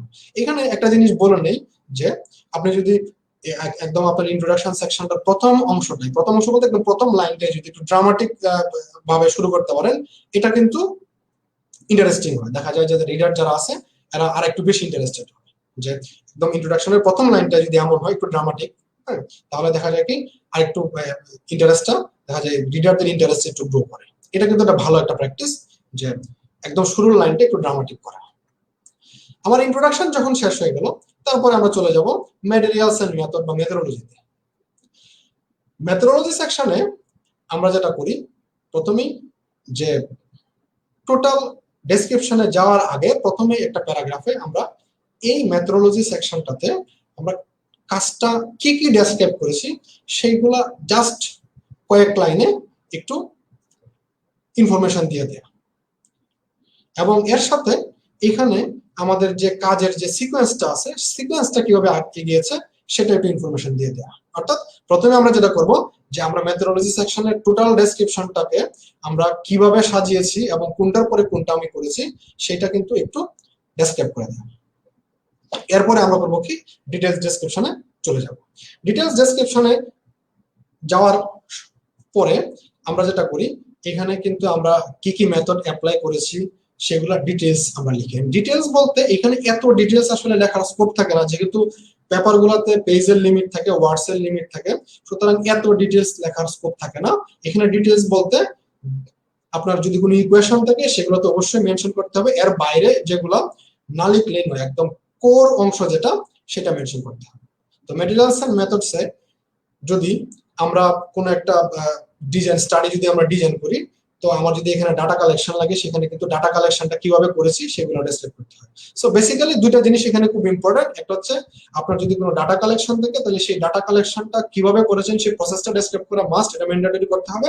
এবং যদি এখানে কোনো কোয়ালিটি কন্ট্রোল মেজার থাকে, এই ডাটার কোয়ালিটি কন্ট্রোলের জন্য অনেক সময় মিসিং থাকে বা হচ্ছে ডাটাটা ঠিকমতো আপনার আসলো কিনা, সোর্স থেকে আসলো কিনা এবং এটা কারেক্ট আছে কিনা, এটার জন্য যদি কোনো কোয়ালিটি কন্ট্রোল মেজার থাকে এটা ম্যান্ডেটরি, এটা দিতেই হবে। এবং আপনার মেথড গুলো যেগুলো আছে সেগুলো ডেসক্রাইব করতে হবে। তো আমরা যে বললাম একটু আগে যে যেহেতু এখানে পেজের লিমিট থাকে, ওয়ার্ডের লিমিট থাকে, আপনার মেথড যদি অনেক বড় হয়ে যায় সেই ক্ষেত্রে আপনি কি এলিমেন্ট যেটা আছে সেটা এখানে ডেসক্রাইব করতে পারেন, বাকিটা আপনি পেপারে অ্যাপেন্ডিক্সে দিয়ে দিতে পারেন, অথবা যদি অ্যাপেন্ডিক্সে দেওয়ার যদি স্কোপ যদি আপনার না থাকে সেক্ষেত্রে আপনি রেফারেন্স দিয়ে যে এটা কোন জায়গা থেকে আপনি পিক করেছেন বা এটার ডিটেলসটা অন্য কোনো পেপার বা অন্য কোনো বইতে যদি পাওয়া যায় সেটাও কিন্তু এখানে ডেসক্রাইব করা যায়। একটা জিনিস এখানে অবশ্যই মনে রাখতে হবে, এই যে আপনি মেথোডোলজি সেকশনে বিভিন্ন মেথডের কথা বললেন, বিভিন্ন এক্সপেরিমেন্টাল ডিজাইনের কথা যদি বলেন আপনি, সেটা ফিজিক্যাল এক্সপেরিমেন্ট হোক বা সেকেন্ডারি ম্যাথমেটিক্যাল ইকুয়েশন যে কোনো একটা মেথডে হোক, এই মেথডটা আপনি কেন সিলেক্ট করলেন এটা কিন্তু এখানে জাস্টিফাই করা প্রয়োজন আছে। দেখা যায় যে কোনো একটা সিঙ্গেল কাজ করার জন্য কয়েকটা অল্টারনেটিভ মেথড অ্যাভেলেবল থাকে, সেটার জন্য আপনি কেন আপনার স্টাডির জন্য মেথড এক্স বা ওয়াই হয়তো আপনি সিলেক্ট করলেন, সো আপনি মেথড এক্স কেন আপনার স্টাডির জন্য সিলেক্ট করলেন মেথড ওয়াই এর জায়গায়, এটা কিন্তু জাস্টিফাই করতে হবে। হ্যাঁ, কারণ না হলে এটা কোশ্চেন হতে পারে যে আপনি তো এই এক্স মেথডে আপনি অ্যাপ্রোচে করলেন, আরেকজন ওয়াই মেথডে করলো, তারটা তো হয়তো ভালো, বা আপনি কেন ওয়াই মেথডে করলেন, আপনি এক্স মেথডে কেন করলেন, এই যে কেন, এই প্রশ্নের উত্তর কিন্তু এখানে দিয়ে দেওয়া ভালো। নাহলে কিন্তু রিভিউয়ার বা রিডার আপনার কাছে কোশ্চেন করতে পারে যে কেন আপনি ওটা অ্যাপ্লাই করলেন না। জেনারেলি আমরা লিটারেচার রিভিউ এবং হচ্ছে প্রিভিয়াস এক্সপেরিয়েন্স থেকে সেই মেথডটাই আমাদের কাজের জন্য ইউজ করি, যেটা আমার যে অ্যাভেলেবল ডাটা আছে, আমার যে হাইপোথেসিস আছে বা আমার যে রিসার্চ অবজেক্টিভ আছে সেটার সাথে বেস্ট সুইট করে। এরপর আমরা চলে যাচ্ছি রেজাল্টস এন্ড ডিসকাশনে। রেজাল্ট এবং ডিসকাশনটা আসে যখন আমার স্টাডির এক্সপেরিমেন্ট হয়ে যায় বা অ্যানালাইসিস কমপ্লিট হয়ে যায়। এখন এখানে আমরা কি কি আসলে মেনশন করব, টোটাল রেজাল্ট যা পেয়েছি আমরা এখানে সম্পূর্ণটাই অবশ্যই মেনশন করব, তবে কিছু ক্রাইটেরিয়া আমাদের মাথায় যদি রাখি তাহলে দেখা যাবে কি রেজাল্টের এই প্রেজেন্টেশনটা আরো বেশি লাইভলি হয়ে যায় এবং আরো বেশি অ্যাট্রাকটিভ হয়। যেমন যদি আমার এমন হয় যে আমি একটা স্টাডির মধ্যে সেম কাজ বারবার যদি আমি করি, সেই ক্ষেত্রে রেজাল্ট সেম হয়তোবা যদি আসে, তাহলে প্রত্যেকটা এক্সপেরিমেন্টের জন্য সেম রেজাল্ট বারবার ডেসক্রাইব করার কোনো প্রয়োজন নেই। একটা রেজাল্ট যদি আমি 5 বার যদি আমি এই কাজটা যদি 5 বার করি, যেমন আমরা ক্লাইমেট অ্যানালাইসিসে কি করি, হয়তো 5টা আমার রেইনবো স্টেশন আছে, 5টা রেইনবো স্টেশনের জন্য আমরা আলাদা আলাদা ভাবে অ্যানালাইসিস করলাম, তো দেখা গেল রেজাল্ট আমার সেম আসলো। তখন আমি যদি এটা যদি বলি যে 1 নম্বরের জন্য যা, 3 নম্বরের জন্য, 4 নম্বরের জন্য, 5 নম্বরের জন্য তা, সেম যদি বারবার বলি তাহলে এটা অনেকটা ইরিটেটিং হয়ে যায়। সো রেজাল্ট রিপিট করার প্রয়োজন। আবার এখানে আমি অনেক হয়তো রেজাল্ট পাবো, এখান থেকে আমরা বলছি যে রেজাল্ট আসলে সবটাই দিব। সবটাই বলতে আসলে এমন না যে যা রেজাল্ট পাবো টোটাল এখানে এসে আমরা ডাম্প করব। আমরা এখান থেকে যে রেজাল্ট পেলাম তার সাথে আমার যে রিসার্চ অবজেক্টিভ বা আমার যে রিসার্চ হাইপোথেসিস যা আছে, সেই হাইপোথেসিস বা রিসার্চ অবজেক্টিভকে হাইলাইট করে বা আমার রিসার্চ কোয়েশ্চেনগুলোকে হাইলাইট করে সেই রেজাল্টগুলাই আমরা চেষ্টা করি রেজাল্ট সেকশনে প্রোভাইড করার জন্য। কিছু কিছু অংশ থাকে রেজাল্টে যেটা আসলে আমি কেন এই রিসার্চটা করতেছি, প্রথমে ইন্ট্রোডাকশনে যে আমরা বলে আসলাম যে এই রিসার্চটা আমি কেন করতেছি, কি গ্যাপ ফিল করতেছে, সেই প্রশ্নের আনসার দিচ্ছে না বা তার সাথে রিলেটেড না, এরকম রেজাল্ট আমরা যদি এখানে মেনশন না করি সেটা খুব একটা ক্ষতি নয়। বাট যদি কখনো এমন হয় যে ওই রেজাল্টটা কোশ্চেনের সাথে যুক্ত না থাকলেও রেজাল্টটা খুবই ইম্পর্টেন্ট, এটা প্রেজেন্ট, এই রেজাল্টটা যদি আপনি এখানে প্রেজেন্ট করেন সেটা হয়তো বা নতুন কোন একটা আন্ডারস্ট্যান্ডিং এর তৈরি করবে, বা অন্য অন্য রিডার যারা আছে, অন্য রিসার্চার যারা আছে তাদের জন্য হেল্পফুল হবে, সেই ক্ষেত্রে আপনি এখানে এটা অ্যাড করতে পারেন। বাট যদি মনে করেন যে না, এটা প্রয়োজন নেই এবং আমার কাজের আউটকামের সাথে আমি যে কোশ্চেন, আমার যে রিসার্চ কোশ্চেন তার সাথে যাচ্ছে না, সেই ক্ষেত্রে আমরা সেটা এখানে প্রেজেন্ট না করলেও কিন্তু পারি। আরেকটা জিনিস মাথায় রাখা আমাদের প্রয়োজন, এটা পাস্ট টেন্সে লেখা ভালো, রেজাল্ট সেকশনটা পাস্ট টেন্সে লেখা ভালো, কারণ হচ্ছে আমি এখানে রেজাল্ট আসলে তাই লিখি যা অলরেডি পরে চলে আসছে। হ্যাঁ, এটা পাস্ট টেন্সে লেখা ভালো। আরেকটা ইস্যু অনেক সময় আমরা দেখি কি, বিশেষ করে আমরা নতুন যখন কাজ শুরু করে দেখা গেল আমি একটা রেজাল্ট পেয়েছি, পাওয়ার পরে নেগেটিভ চলে আসছে, আমি যে এক্সপেক্ট করতেছিলাম এক্সপেক্টেড আপনার হচ্ছে বিপরীত চলে আসছে। তো সেক্ষেত্রে আমরা কি করি, আমরা অনেক সময় চেষ্টা করি যে না ঠিক আছে, যেহেতু আমি চাচ্ছি না এই রেজাল্ট আমি মেনশন করবো না, এরকম করা কখনোই উচিত না। কখনোই নেগেটিভ রেজাল্ট ইগনোর করা উচিত না। এটা তো আউটকাম, আপনার এক্সপেকটেশনের সাথে যায় নাই, বা আমি যেটা অ্যাজাম্পশন ছিল, আমার হাইপোথিসিসে যে অ্যাজাম্পশন ছিল যে এরকম হতে পারে, এখন দেখা গেল যে রেজাল্ট এটা আসছে না, এটাও একটা আমার আউটকাম, এবং এটাও কিন্তু খুব গুরুত্বপূর্ণ যে এই নেগেটিভ রেজাল্টটাও এখানে ইনক্লুড করা এবং এটা ডিসকাস করা। রেজাল্ট লেখার পরে আমরা যেটা করি, ডিসকাশন তৈরি করি, বা ডিসকাশন আমরা এই রেজাল্টের ইন্টারপ্রিটেশনের জন্য এবং এই রেজাল্টটা এক্সিস্টিং যে নলেজ আছে, আমার এই ফিল্ডের উপরে এক্সিস্টিং নলেজ যে আছে তার সাথে মিলিয়ে আমরা করি কি ডিসকাশনের অবদান, একটা ডিসকাশন করি। জি, ডিসকাশনটাতে কি হয় যে আমি যে বললাম যে আমরা বিভিন্ন গ্যাপ ফিল আপ করার চেষ্টা করি। তো গ্যাপ ফিল আপ করার জন্য আমরা তো আউটকাম যেটা পেলাম, সেই আউটকামটা আমার বর্তমান যে সায়েন্টিফিক নলেজ আছে তার সাথে ভ্যালিডেশন করা। অনেকটা ডিসকাশনটার একটা উদ্দেশ্য থাকে এটা ভ্যালিডেশন করা এবং কিছু ক্ষেত্রে অথবা এক্সপ্লেইন করা, যে কোনো একটা ফেনোমেননের সামনে এক্সপ্লেইন করা, এবং আরেকটা হচ্ছে ভ্যালিডেশন করা। তো এটার জন্য আমরা করি কি, এক্সিস্টিং যে লিটারেচার আছে তার সাথে আমরা রেজাল্টের অনেক সময় কম্পেয়ার করি, এবং তার যেহেতু আমি অনেক সময় দেখা যায় দেখা যায় যে আমরা কিছু নতুন, একদম সম্পূর্ণ নতুন হয়তো আউটপুট চলে আসছে, তো সেই নতুন আউটপুট যেহেতু এক্সিস্টিং লিটারেচারের সাথে কম্পেয়ার করার কোনো স্কোপ নাই, সেক্ষেত্রে আমরা দেখি কি এক্সিস্টিং লিটারেচার যদি এই আউটকাম সম্পর্কে কোনো প্রেডিকশন করে থাকে বা কোনো আউটলাইন দিয়ে থাকে, তার আউটলাইনের সাথে আমার মিলতেছে কিনা। ইভেন এমনও হতে পারে যে আপনি যে কাজটা করলেন সেই কাজটা এক্সিস্টিং কোনো একজন হয়তো বা এই কাজটা বা সিমিলার কাজ করেছে, যার আউটকামের সাথে আপনার আউটকাম যাচ্ছে না, সেই ক্ষেত্রে আমরা ডিসকাশনে এটা কিন্তু মেনশন করি যে আউটকাম লিটারেচারের সাথে মিলতেছে না, এবং সেই ক্ষেত্রে আমরা করি কি কেন মিলতেছে না সেটাও আমরা এখানে ডিসকাস করি। তো ডিসকাশনের এই উদ্দেশ্যটাই থাকে যে এক্সিস্টিং লিটারেচারের সাথে আপনার আউটকামটার রিভিউ করা, আপনার আউটকামটা যে বর্তমান যে সায়েন্টিফিক নলেজ যা বলতেছে তাকে সাপোর্ট করে কিনা, যদি সাপোর্ট না করে, নতুন কোনো কিছু অবতারণা করে, সেক্ষেত্রে এটা নতুন কেন অবতারণা করতেছে সেটার জন্য কিছু যুক্তির অবতারণা। এখন এই যে রেজাল্ট এবং ডিসকাশন সেকশন লেখাটা যদি এমন হয় যে আমরা যারা আর্লি ক্যারিয়ার এবং আপনারা যদি কেউ নতুন যারা শুরু করবেন একদম, তাদের জন্য রেজাল্ট এবং ডিসকাশনটা একসাথে লেখার চেষ্টা না করাই ভালো, কারণ আপনি খুব বেশি এক্সপিরিয়েন্সড হওয়ার আগে রেজাল্ট এবং ডিসকাশন একসাথে ভালোভাবে ফুটিয়ে তোলা আসলে খুব টাফ হয়ে যায়। আর্লি ক্যারিয়ার রিসার্চারদের জন্য রেজাল্ট সেকশন লেখার পরে আলাদা একটা সেগমেন্টে ডিসকাশন লেখাটা অনেকটা যুক্তিযুক্ত আমি বলবো, কারণ এই ক্ষেত্রে আপনার কিন্তু খুব একটা এক্সপিরিয়েন্সের দরকার লাগে না। রেজাল্টের মধ্যে আমি লিখে ফেললাম, তারপরে আমরা ডিসকাশনটা আলাদা করে লিখলাম। রেজাল্ট ডিসকাশন শেষ হওয়ার পরে আমাদের ফাইনাল টপিক যেটা থাকে সেটা হচ্ছে কনক্লুশনস। অনেক জায়গায় হয়তো কোনো জার্নালে কনক্লুশনস এবং রিকমেন্ডেশন, এবং আবার দেখা যায় আমি থিসিস পেপার লিখি সেক্ষেত্রে হয়তো থাকে কনক্লুশনস, তারপরে থাকে হচ্ছে রিকমেন্ডেশনস, তারপরে থাকে লিমিটেশনস। তো যেহেতু স্ট্যান্ডার্ড ফরম্যাট হচ্ছে জাস্ট কনক্লুশনস থাকে, সায়েন্টিফিক আর্টিকেল গুলোতে জাস্ট কনক্লুশনস থাকে, বাট এই কনক্লুশনের মধ্যে কিন্তু আপনার থিসিসের বা আপনার যে পেপার ছিল বা প্রজেক্ট ছিল সেই প্রজেক্টের কনক্লুডিং রিমার্কস, লিমিটেশন যদি কোনো থাকে সেই লিমিটেশন, এবং আপনার যদি ফিউচার কোনো সাজেশন থাকে সবগুলো কিন্তু এখানে ইনকর্পোরেট করতে হবে। তো এখানে 5টা পয়েন্ট যদি আপনি মাথায় রাখেন, যে আমরা এখানে 5টা পয়েন্টের কথা মেনশন করেছি, যে আপনি যদি এই 5টা পয়েন্ট এখানে যদি মাথায় রাখেন, তাহলে দেখা যাবে যে আপনি অনেকটাই সাকসেসফুল হয়ে যাবেন যে আপনার কনক্লুশন লেখার জন্য।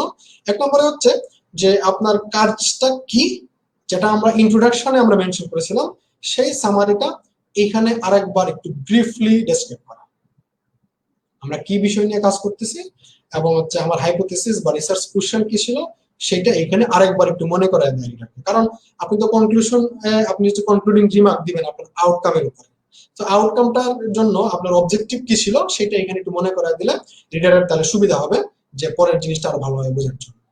এরপর আমরা ডাটা অ্যানালাইসিস বা এক্সপেরিমেন্টাল যে আমার হচ্ছে টেস্ট ছিল, সেটআপ ছিল, সেখান থেকে আমরা কি ফাইন্ডিং গুলা কি পেয়েছি সেই মেজর ফাইন্ডিংস গুলা আমরা মেনশন করব। এরপরে আমরা করব কি, এই যে মেজর ফাইন্ডিংস গুলো আমরা এখানে মেনশন করলাম বা আমার হচ্ছে রেজাল্ট সেকশনে আমি যে ফাইন্ডিংস গুলো আমরা পেলাম সেখান থেকে আমরা কি বুঝতে পারলাম বা আমরা কি শিখলাম সেটা এখানে ডেসক্রাইব করার চেষ্টা করব। সেটা করার পরে যদি এখানে যদি টার্মগুলো একটু টাফ হয় বা টার্মগুলো যদি একটু ব্রিফ হয় আরেকটু এলাবোরেট করার আমরা চেষ্টা করব যে এইগুলো দিয়ে আসলে কি মিন করে। যে আমি জানলাম, যেমন আমি ক্লাইমেট চেঞ্জে যদি বলি যে আমি হয়তো দেখলাম বাংলাদেশের রেইনফল বাড়ছে, জাস্ট সে আমি বললাম যে বাংলাদেশের রেইনফল বাড়ছে। বা আপনি সোশ্যাল সায়েন্সের কথা যদি বলেন যে আপনি কি বললেন যে আমাদের এখানে হয়তোবা প্রাইমারি স্কুলগুলোতে আমাদের শিশুদের যে ঝরে পড়া আছে সেটা এখন বাড়ছে, আমরা এখান থেকে জানলাম এটা বাড়ছে। এটা কি মিন করে, এটা এক্সপ্লেন করা। এরপরে যেহেতু এখন বাড়ছে, আমাদের বাচ্চাদের স্কুলে ঝরে পড়া বাড়ছে, এখান থেকে আপনি সাজেস্ট করতে পারেন আপনার রিসার্চের আলোকে বা আপনার এক্সপেরিয়েন্সের আলোকে যে এখন এই বাচ্চাদের ঝরে পড়া রোধ করার জন্য আমরা কি করতে পারি, সেই বিষয়ে আপনি কিছু ডেসক্রাইব করতে পারেন। লাস্টলি আপনার টোটাল এক্সপেরিমেন্টে বা টোটাল স্টাডিতে যদি কোনো লিমিটেশন থাকে সেটার কথা আপনি লিখে দিতে পারেন। তাহলে কি হবে যে আপনার যে আউটকাম আছে সেই আউটকামের যদি কোনো লিমিটেশনস থেকে থাকে সেটা যদি এমন হয় যে ইমপ্রুভ করার স্কোপ আছে, তাহলে কিন্তু অন্য রিসার্চাররা এটা নিয়ে কাজ করার একটা স্কোপ পাবে। এবং এরপরে একদম লাস্টে আপনার যদি মনে হয় যে আপনার এই কাজটা করার পরে আপনি এমন কিছু ট্র্যাক এখান থেকে পেয়েছেন যেটা নিয়ে ফার্দার স্টাডি করার প্রয়োজন আছে, সেটাও কিন্তু এখানে মেনশন করে দিতে পারেন। তাহলে কি হবে, ভবিষ্যতে যারা আপনার পেপারটা পড়বে তারা ওই টপিকটাতে কাজ করার জন্য আইডিয়া পাবে। কনক্লুশন শেষ যখন হয়ে গেল, তার মানে আমার সায়েন্টিফিক আর্টিকেল রাইটিং এর যে প্রত্যেকটা কম্পোনেন্টই মোটামুটি আমরা এখানে যখন আমরা একটা আইডিয়া পেয়ে গেলাম কি হবে। এখন এই যে এখানে 5টা পয়েন্ট আছে, 5টা পয়েন্ট আমরা কিছু কিছু জার্নালে হয় কি যে আপনি পয়েন্ট আকারে লিখতে পারেন, বাট ম্যাক্সিমাম জার্নালে হয় কি এরকম পয়েন্ট আকারে আসলে লেখা যায় না, প্যারাগ্রাফ আকারে লিখতে হয়। তো সেই ক্ষেত্রে আমরা করি কি যে প্রথমে আমরা এই যে পয়েন্টগুলো আমরা এখানে বললাম, আমরা আবারও বলি যে এগুলো ইউনিভার্সাল না, যেখানে 5টা পয়েন্টই থাকতে হবে এরকম না, আপনি 4টা পয়েন্ট 3টা পয়েন্ট আরো পয়েন্ট এড করতে পারেন কিছু, বাট এগুলো হচ্ছে জেনারেল। হ্যাঁ, আপনি যখন লিখতে থাকবেন, লিখতে লিখতে এক্সপিরিয়েন্স যখন আপনার বাড়বে তখন দেখবেন আপনারা এখানে আরো হয়তো বা আপনি কোনো জার্নালে জাস্ট আপনার কাজের উপরে ডিপেন্ড করে আপনি এখানে কি মেনশন করা দরকার আর কি দরকার নেই সেটা বুঝে যাবেন। বাট এগুলো হচ্ছে জেনারেল, যেগুলো একটা কনক্লুশন যখন আপনি লিখবেন এই 5টা পয়েন্ট থাকা হচ্ছে এটা একদম জেনারেল এবং এটা নর্মালি সব জায়গায় থাকে। তো যখন আমার এটা কনক্লুশন পর্যন্ত আমি এটা লিখে ফেললাম, আমরা বলবো কি 5টা পয়েন্ট আমরা সামারি করার আগে হয়তো আমি করি কি যে পয়েন্ট আকারে প্রথমে পয়েন্টগুলো সাজিয়ে নিই। কারণ হচ্ছে যেহেতু আমি বলতেছি প্রথমেই যে মেইন আইডিয়া সামারি করে ইন্ট্রোডাকশন থেকে কি পয়েন্টগুলো আমরা নিয়ে আসা প্রথমে এক জায়গায় আমরা ডাম্প করি পেজে, তারপরে আমরা করি কি একদম অ্যাবস্ট্রাক্টে যা বলেছিলাম যে রিঅ্যারেঞ্জ করা, তারপরে আমরা রিঅ্যারেঞ্জ করে বা রিরাইট করে বা রিফ্রেশ করে আমরা একটা গল্পের মতো করে প্যারাগ্রাফ আকারে সাজিয়ে ফেলি। তো আমার যখন কনক্লুশনের পার্ট শেষ হয়ে গেল, তারপরে আমরা কিন্তু আগে যদিও বলে ফেলেছি যে অ্যাবস্ট্রাক্ট কিভাবে লেখা যায়। কনক্লুশন শেষ করার আগে আপনি অ্যাবস্ট্রাক্ট শুরু করতে পারেন, প্রবলেম নাই। অনেকে কনক্লুশন শেষ করার পরে লিখেন কারণ অ্যাবস্ট্রাক্টের লাস্টে কনক্লুডিং রিমার্ক আপনার থাকে, বাট আপনি চাইলে কিন্তু আপনার আউটকাম বা রেজাল্ট পাওয়ার পরে কনক্লুশন লেখা হয়তো স্টার্ট করতে পারেন। কনক্লুডিং রিমার্ক বা কনক্লুশন শেষ করার পরে আপনি আপনার অ্যাবস্ট্রাক্ট কমপ্লিট করতে পারেন। এখন আরেকটা কথা এখানে বলে রাখা ভালো, ইন্ট্রোডাকশন কিন্তু আপনার পেপারের খুবই গুরুত্বপূর্ণ একটা অংশ। তো আমরা অনেকেই করি কি ইন্ট্রোডাকশনটা প্রথমে লিখে ফেলি, হ্যাঁ, কারণ বোঝা যাচ্ছে যে এটা তো হচ্ছে ইন্ট্রোডাক্টরি অংশ। কিন্তু একটা ব্যাপার হয় কি যে আপনি যখন কাজ করতে থাকেন তখন হয়তো আপনি আপনার মেইন ট্র্যাক থেকে একটু হয়তো সরে গেলেন বা আপনার রিসার্চ অবজেক্টিভ বা রিসার্চ কোয়েশ্চন একটু চেঞ্জ হয়ে গেল, তখন কিন্তু আপনি ওই ইন্ট্রোডাকশন তো আগে লিখে ফেলছেন, এটা কিন্তু এখানে ইনকর্পোরেট করতে পারবেন না। এই জন্য এক্সপিরিয়েন্স রাইটার যারা, তারা কিন্তু সবসময় সাজেস্ট করে যে ইন্ট্রোডাকশনটা আপনি অবশ্যই আপনার এক্সপেরিমেন্টাল স্টাডি শেষ করার পরে কমপ্লিট করবেন। ইন্ট্রোডাকশনটা আগে কমপ্লিট না করে আপনি এক্সপেরিমেন্টাল স্টাডি শেষ করার পরে আপনি আপনার ইন্ট্রোডাকশন সেকশনটা কমপ্লিট করবেন। তাহলে হবে কি, যদি আপনি কিছু সংযোজন বা বিয়োজন করে থাকেন আপনার স্টাডিতে, সেটা আপনি ইন্ট্রোডাকশনে অ্যাড করতে পারবেন। আমাদের এই ছিল হচ্ছে কিভাবে পেপার লেখা যায় তার উপরে আলোচনা। এরপর আমরা কিছু সাপোর্টিং টুলস নিয়ে একটু কথা বলবো, আর অল্প কিছুক্ষণের মধ্যে আমাদের শেষ হয়ে যাবে। সাপোর্টিং টুলের ক্ষেত্রে প্রথমেই আমরা যদি বলি রেফারেন্স ম্যানেজার, এটা খুব গুরুত্বপূর্ণ। যদিও কাজটা সহজ, কিন্তু এই কাজটা আসলে সবচাইতে সময় সাপেক্ষ, বিশেষ করে যারা ম্যানুয়ালে এটা করেন তাদের জন্য খুবই সময় সাপেক্ষ। আরেকটা ব্যাপার হচ্ছে, আপনি হয়তো একটা জার্নালে আজকে দিলেন, এটা হইলো না এখানে, আপনি অন্য একটা জার্নালে সাবমিট করবেন, তখন সেই জার্নালের জন্য আপনাকে আবার কি করতে হয়, নতুন করে ফরম্যাট করতে হয়। এখন এই কাজটা সহজ হয়ে গিয়েছে, সায়েন্টিফিক কমিউনিটি এখন এই কাজটা অটোমেটিক্যালি করে। অটোমেটিক্যালি করার জন্য কিছু রেফারেন্স ম্যানেজার বা সফটওয়্যার পাওয়া যায়, যার মধ্যে আমি সবসময় প্রেফার করি জুটেরও, কারণ এটা হচ্ছে ফ্রি। আমরা যারা ডেভেলপিং কান্ট্রিতে আমাদের ফিনান্সিয়াল যেমন ক্রাইসিসের জন্য পেড গুলো আমরা পারচেস করতে পারি না, এই জন্য আমি বলি যে জুডেরো ইউজ করেন। জুডেরো সুবিধা হচ্ছে এটা সবচেয়ে ফাস্ট অ্যাভেলেবল, যতগুলো ম্যানেজার আছে তার মধ্যে সবচেয়ে ফাস্ট, এবং এটা সম্পূর্ণ ফ্রি। এরপরে আপনারা, এবং এখানে লগ ইন করার প্রয়োজন নেই, কিছু করতে হয় না। এরপরে মেন্ডালি ইউজ করতে পারেন, মেন্ডালিও ফ্রি, বাট এখানে আপনার একটা অ্যাকাউন্ট ক্রিয়েট করতে হয়, এটা একটু ঝামেলার মাঝে মাঝে। হ্যাঁ, এরপর আপনি ইননোট ইউজ করতে পারেন। এন্ডনোট যেটা হচ্ছে, এন্ডনোট ভালো, খুবই ভালো, বাট এটা আপনাকে পারচেস করতে হবে। তো যেহেতু পারচেস করতে হবে, এই জন্য এটা আমি নিচের দিকে দিয়ে দিয়েছি। এবং আমার কাছে মনে হয় যে আমাদের আসলে ইননোটে যাওয়ার কোনো প্রয়োজনই নাই, আমরা জুটের বা মেন্ডাল ইউজ করা আমাদের জন্য মোর দেবে না। এরপরে রিড কিউব ইউজ করতে পারেন। রিড কিউব এটা রিসেন্টলি তারা কিছু মডিফাই করেছে, বাট এটাতে এখনো প্রচুর বাগ আছে, যার কারণে দেখা যায় আমি সাজেস্ট করি না রিড কিউব ইউজ করার জন্য। আমার কাছে মনে হয়, আমার পার্সোনাল প্রেফারেন্স হচ্ছে জুটের এবং মেন্ডাল, দুটো খুব ভালো লাগে, ভালো এবং হচ্ছে খুবই ফ্রি আসলে। গ্রামার চেক করতে পারি, যদিও এটা অবশ্যই মনে রাখতে হবে যে যদিও আমরা বিশেষ করে যারা হচ্ছে ইংলিশ ব্যাকগ্রাউন্ড না, আমাদের জন্য ইংলিশে পেপার লেখা, এবং যেহেতু আমাদের দেশে ইন্টারমিডিয়েট পর্যন্ত Bangla medium, English medium compulsory না, আমাদের ইংলিশে দুর্বলতা থাকেই। বাট আপনি পেপার যাই লিখেন না কেন, আপনি যত ভালো কাজই করেন না কেন, কোনো জার্নালি আপনার এটা অ্যাকসেপ্ট করবে না যদি আপনার এটা গ্রামার এবং ইংলিশ স্পেলিং এগুলো যদি এরর ফ্রি না হয়। যদি আপনি গ্রামারে উইক হন, তাহলে কোনো জার্নালি আপনার যত ভালো কাজই হোক না কেন, কোনো জার্নাল আপনার এটা কিন্তু অ্যাকসেপ্ট করবে না। তা এর জন্য আমরা, যেহেতু আমাদের, আমি একটু আগে বললাম যে আমাদের যেহেতু অনেকেরই খুব ভালো কাজ করার পরে লিখতে পারি না বা লেখার ক্ষেত্রে ছোটখাটো কিছু ভুল হয়ে যায়, এর জন্য অনলাইন কিছু টুলের হেল্প নেওয়া যায়। অনলাইন টুলস গুলোর মধ্যে গ্রামারলিটা আমার কাছে বেস্ট মনে হয়, কারণ এখানকার এটার যে ফ্রি ভার্সনটা যেটা আছে, এখানে বেসিক গ্রামার যে চেক যেটা আছে এটা খুব ভালোভাবে দেওয়া যায়। আর আরো ভালোর জন্য আপনি প্রিমিয়ামটা কিনতে পারেন। এরপরে হচ্ছে প্ল্যাগারিজম চেকার। একটা কথা মনে রাখতে হবে, সায়েন্টিফিক কমিউনিটি কখনোই ডুপ্লিকেট করা বা প্লেগারাইজ জিনিস পছন্দ করে না, এবং এটা হচ্ছে স্ট্রিক্টলি প্রহিবিটেড, যে আরেকজনের কাজ নিজের নামে চালায় দেওয়া যাবে না। ইভেন আপনি পেপার রাইটিং এর সময় আরেকজনের কাজ উইদাউট প্যারাফ্রেজিং বা রিফ্রেজিং সরাসরি আপনি লিখতে পারবেন না, এবং উইদাউট সাইটেশন আপনি কোনো কিছু লিখতে পারবেন না। এখন আমাদের এখানে পেড প্ল্যাগারিজম চেকার গুলো সবচেয়ে ভালো, ফ্রি দেয়া অনেক ফ্রি অ্যাভেলেবল প্ল্যাগারিজম চেকার পাওয়া যায়। এগুলো খুব একটা কাজ খুব ভালো যে করে তা না, বাট মুডের উপরে চালানোর জন্য আপনি ট্রাই করে দেখতে পারেন। এটা একটা ট্রায়াল এন্ড চেকের মতো আর কি, আপনার জন্য কোনটা কাজে দিচ্ছে এটা করা হচ্ছে। যেটা হবে যে আপনি প্ল্যাগারিজম থাকলে যেটা আরেকটা সমস্যা, যেটা হচ্ছে কি অনেক সময় জার্নাল গুলো, ভালো জার্নাল গুলো আপনি যদি প্ল্যাগারিজম বারবার যদি আপনি ধরা পড়ে, তাহলে দেখা যায় ওরা আপনাকে ব্ল্যাক লিস্ট করে দেয়। এটা হচ্ছে আমাদের জন্য, আপনার জন্য রেপুটেশন খারাপ হবে, আপনার ইউনিভার্সিটি বা ইনস্টিটিউশনের জন্য রেপুটেশন খারাপ হবে, এবং ওভারঅল আপনার কান্ট্রির জন্য কিন্তু এটা রেপুটেশনটা খারাপ করবে যে এই দেশের মানুষজন প্ল্যাগারাইজ জিনিসপত্র সাবমিট করতেছে। তো এটা করাটা উচিত হয় না। এরপরে আমরা এখানে জাস্ট একটু বলে দিচ্ছি আর কি, যে জার্নাল কিভাবে, আমি তো কাজটা করলাম, অনেক কষ্ট করে একটা কাজ করলাম, আমি গ্রামার চেক দিলাম, আমি প্ল্যাগারিজম চেক দিলাম, সব চেক দিলাম, খুব ভালো লিখলাম, আমি আমার কাজও ভালো হচ্ছে, এখন আমি কোন জার্নালে দিব এটা? এটা একটা বিশাল টেনশন থাকে, কোন জার্নালে দিব। অবশ্যই আপনি আপনার ব্যাপারটা, আপনার যে কষ্টের পরিশ্রমের যে ফলটা আছে সেটা একটা ভালো জায়গায় দিবেন, যেখানে দিলে এক হচ্ছে এটা আপনার যে কাজটার নামটাও আপনার হবে, আপনার সুনাম হবে, দেশের সুনাম হবে, সবার হবে, এবং এটা কাজে লাগবে।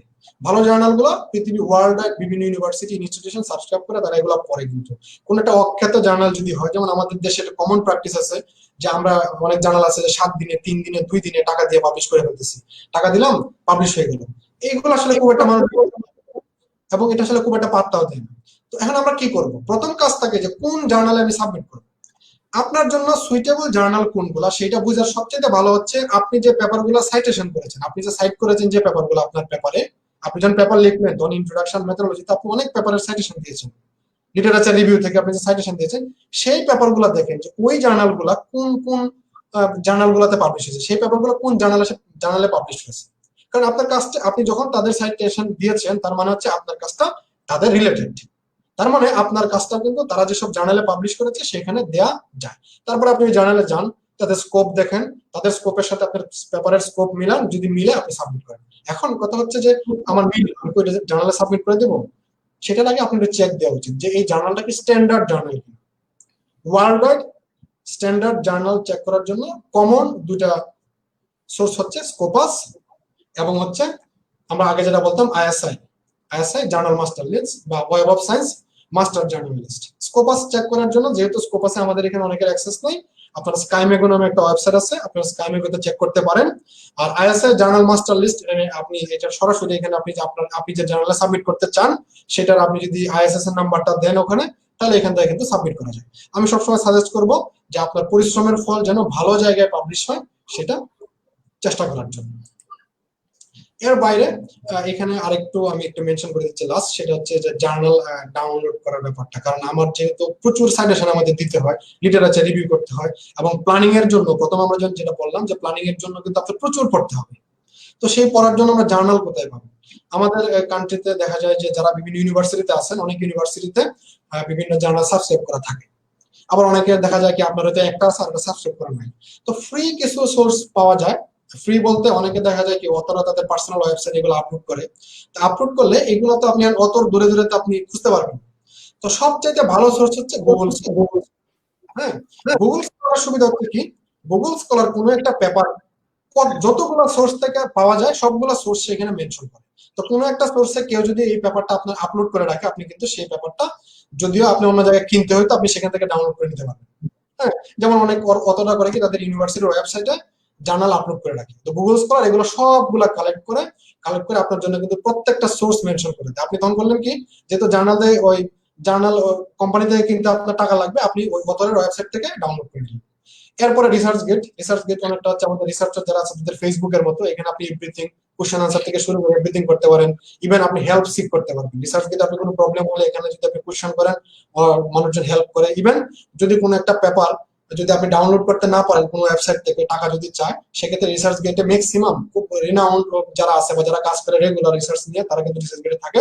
আপনি তাকে কোনো মেসেজ দিতে পারেন যে আমার এই ব্যাপারটা দরকার, আপনি যদি কাইন্ডলি হেল্প করেন, বা কোনো একটা এক্সপেরিমেন্টাল স্টাডি ডিজাইন নিয়েও কিন্তু আপনি তার সাথে কন্ট্যাক্ট করতে পারেন।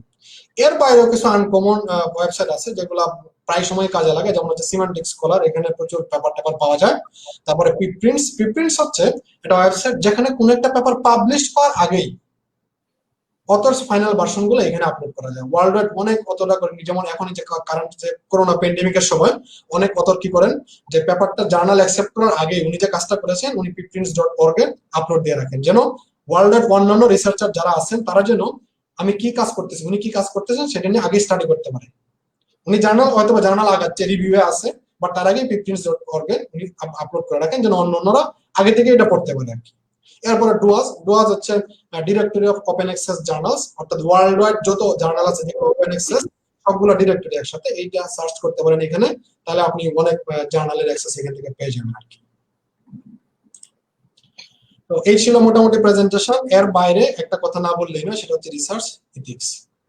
এটা মেনশন করতেছি এই কারণে, যদি আমরা ধরে নেই যে রিসার্চ যারা করেন বা যারা পাবলিশ করেন তারা সবসময় সৎ থাকেন, কারণ পাবলিশিং ইন্ডাস্ট্রিটাই হচ্ছে আপনার জাস্ট ট্রাস্টের উপরে। কারণ আপনি কি ডাটা নিয়ে কাজ করলেন, আপনি এখানে এক্সপেরিমেন্টাল স্টাডি আসলে করলেন কি করলেন না, নাকি এটা আপনি নিজেই বানায় এটা পাবলিশ করে দিলেন, এটা কিন্তু কেউ আসলে চেক করার কোনো স্কোপ নেই।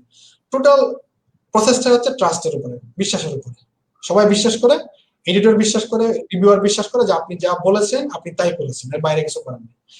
এগুলো করার তারপরেও কিছু মিস্টেক থাকে স্টাডি, এক্সপেরিমেন্টাল স্টাডি নিয়ে। এর বাইরেও কিছু জিনিস থাকে ফেব্রিকেশন করা, যেমন আপনি হলো কি একজন একটা পেপার করলো, তার পেপার থেকে একটু মেরে কেটে একটু করলেন কি আপনি নিজের কাজগুলো চালিয়ে দিয়ে দিলেন। তো এটা তো ওই হয়তো সব সময় যারা জার্নাল অথরিটি যারা আছে বা এডিটর যারা আছে তারা বিভিন্ন প্লেগারিজম চেক করে হয়তো সবসময় ধরতে পারে না। আপনি এই যে ফেব্রিকেট করলেন, এটা করা উচিত না, কখনোই করা উচিত না। আর একটা করে হয়, বিশেষ করে আমাদের এই ডেভেলপিং কান্ট্রিগুলোতে বা ডেভেলপ কান্ট্রিগুলোতে হয়, আমরা এটা কিন্তু গোস্টটা কি, যে আমি আমার বন্ধুর একটা পেপার পাবলিশ হলো, যে দোস্ত এখন আমার তাহলে তো বাইরে যেতে হবে, তুমি তোমার পেপারে আমার নামটা দিয়ে দাও। হ্যাঁ, এগুলোকে আমরা বলি গোস্ট অথর। বা আমার কোনো কলিগের হলো, আমরা বললাম কি যে আমি কাজ করতেছি, আমার কাজে আপনি অথর থাকলেন, কোনো কাজ করার প্রয়োজন নাই, আর আপনার কাজটাতে আমি অথর থাকলাম, আমার কোনো কাজ করার প্রয়োজন নেই, এগুলোকে আমরা বলি গোস্ট অথর। যদি কেউ আপনার এখানে কোনো কাজ না করে, কোনো কন্ট্রিবিউশন না থাকে, তাকে নেওয়া উচিত না অথরের লিস্টে। তবে হ্যাঁ, তার কাছ থেকে যদি কোনো হেল্প পান, সে যদি কোনো একটা সার্টেন টপিক আপনাকে হেল্প করে, আপনি অবশ্যই তারটা অ্যাকনোলেজমেন্টে তার নাম দিয়ে দিবেন যে আমি অমুকের কাছ থেকে হেল্প পেয়েছি। এই এথিক্স গুলা আমাদের মেনটেন করা অবশ্যই উচিত। আর লাস্টলি, আমাদের প্রেজেন্টেশন অলরেডি শেষ। লাস্টলি বলবো যে কেউ যদি আমাকে জিজ্ঞেস করে যে আমি কিভাবে একদম এক্সপার্ট হয়ে যেতে পারি, পেপার রাইটিং এ এক্সপার্ট কিভাবে হয়ে যেতে পারি, পেপার রাইটিং এ এক্সপার্ট হওয়ার জন্য কোনো রুলস নাই, কোনো ফর্মুলা নাই, কিছুই নাই। জাস্ট একটাই rules, write write and write. বারবার লিখতে হবে। একটা আপনার যদি আমি যদি বলি যে কোনো একটা পেপার কমপ্লিট কোনো জায়গায় সাবমিশন, মানে ইনিশিয়াল সাবমিশনের জন্য প্রিপেয়ার হয়েছে কিনা, সেটা করার আগে অবশ্যই আপনাকে 3 বার পেপারটা রিরাইট করতে হবে। First draft, second draft, third ড্রাফটের পরে আপনি প্ল্যান করেন যে আমার পেপারটা আমি সাবমিট করব। মিনিমাম 3 বার আপনি রিরাইট করেন।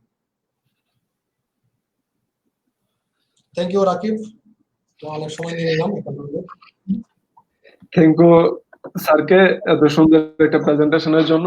যে প্রেজেন্টেশন যে কতটা ভালো হয়েছে, আমরা যদি কমেন্ট সেকশন গুলো একটু চেক করি তাহলে বুঝতে পারবো। যেমন অনেকেই প্রেজেন্টেশন সম্পর্কে ভালো মতামত দিয়েছে, যেমন অমিত, জয়, তাহমিনা হক, জাবা, পরে ফারুক আহমেদ, আরো অনেকেই প্রেজেন্টেশনের সম্পর্কে বেশ ভালো ভালো মতামত দিয়েছেন। এবং আমাদের কিছু কোশ্চেনও আসছে, যেমন হচ্ছে মেনলি হচ্ছে কয়েকটা কোশ্চেন, যেমন প্লেগারিজম নিয়ে হচ্ছে একটা কোশ্চেন ছিল এরকম যে ধরেন আমরা হচ্ছে একটা একটা রিসার্চ পেপার থেকে কোনো একটা কিছু হচ্ছে আমাদের কোনো কোটেশন হয়তোবা আমাদের রিসার্চ পেপারে অ্যাড করা লাগতেছে, হয়তোবা এই প্যারাফ্রেজ করে না, মেইনলি ফুল কোডটাই অ্যাড করা লাগতে হইতে পারে, দুই একটা সেন্টেন্স হয়তো আসতে পারে।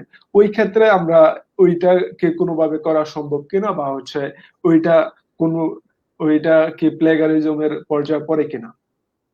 ওকে, এখন যদি এমন হয় যে যে ইনফরমেশনটা আমি নিচ্ছি 2 লাইন 3 লাইন বা 4 লাইন আমার হয়তো নেওয়া লাগতে পারে, অনেক সময় এরকম হয়। তো নিয়ম হচ্ছে এই 3 লাইন 4 লাইন রিফ্রেশ করে লেখা, লিখে আপনি তার রেফারেন্স দিয়ে দিবেন। কিন্তু এমন যদি হয় যে রিফ্রেশ করে লেখে মিনিংটা চেঞ্জ হয়ে যাবে, যে আমার যে মিনিংটা আছে সেই মিনিংটা চেঞ্জ হয়ে যাবে, সেই ক্ষেত্রে আমরা করি কি কোটেশন মার্কের মধ্যে দিয়ে দিই, যে আমরা ডাবল কোটেশন মার্ক আছে তার মধ্যে দিয়ে তারপরে রেফারেন্স দিয়ে দিই। জি, ধন্যবাদ। আরো একটা কোশ্চেন হচ্ছে যে প্রি প্রিন্টে যে গুলো হচ্ছে সাইন্টিফিক পেপার পাওয়া যায়, ওইগুলা কি সাইটেশন হিসেবে ইউজ করা যায় কিনা?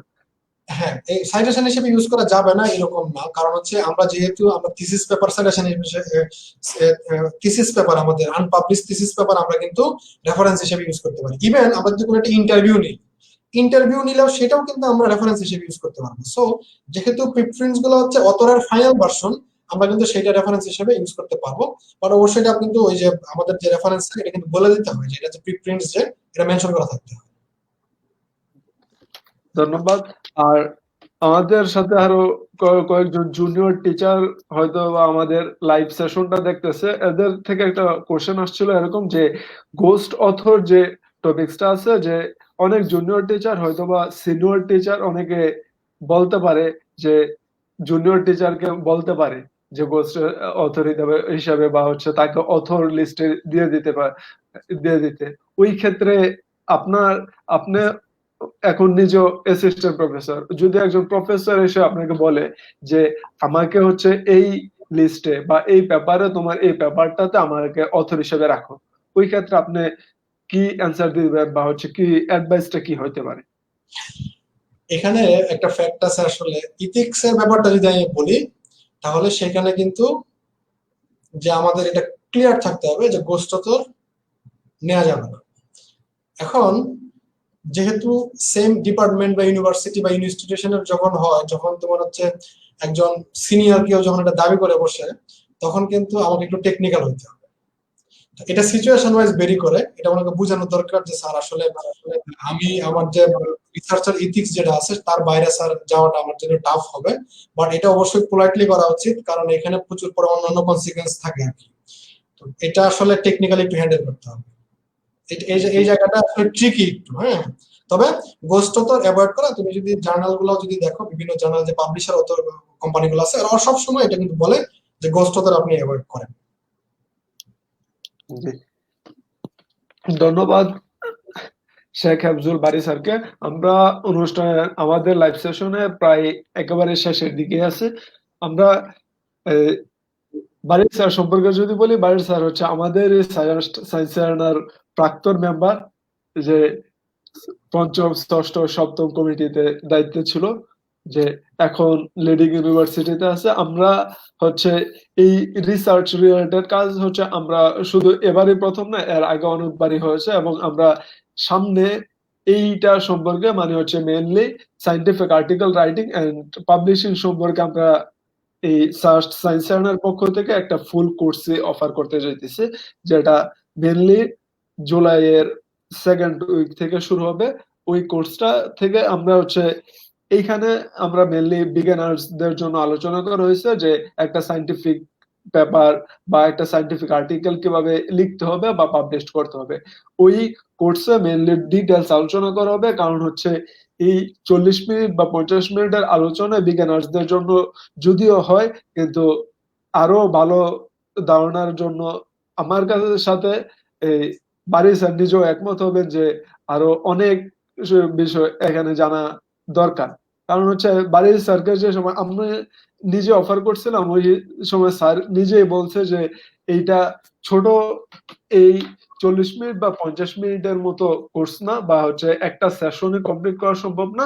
কিন্তু স্যার স্যার এই সম্পর্কে স্যারের ধারণা এতটাই বেশি যে স্যার এই 40 মিনিট বা 50 মিনিটে অনেকটাই কভার করছে, এবং আমরা এগুলা নিয়ে আরো বিস্তারিত আলোচনার জন্য আমরা একটা কোর্স চালু করব, যেটা হচ্ছে জুলাইয়ের সেকেন্ড উইক থেকে এই scientific article writing and publishing এর উপরে, যেটার অ্যানাউন্সমেন্ট বা বিস্তারিত কিভাবে কি করা লাগবে, রেজিস্ট্রেশন বা অন্যান্য প্রসেস গুলো হচ্ছে আমরা আগামী 20 তারিখে অ্যানাউন্স করব। ওটার ইনস্ট্রাক্টর কারা থাকবে ওইগুলো সম্পর্কে আমরা 20 তারিখে সবকিছু অ্যানাউন্স করব। আর এই এই সেশনটা মানে হচ্ছে scientific article writing and publishing এর সেশনটা আজকে এখানে শেষ করতে যাচ্ছি। আর আমাদের সায়েন্স 1011 ওয়েবিনার সিরিজের পঞ্চম পর্ব আগামী 20 তারিখ, যেটাতে হচ্ছে কথা বলা হবে গ্র্যাভিটেশনাল ওয়েভ নিয়ে, যেটাতে কথা বলবে হচ্ছে আব্দুল গাফফার রনি।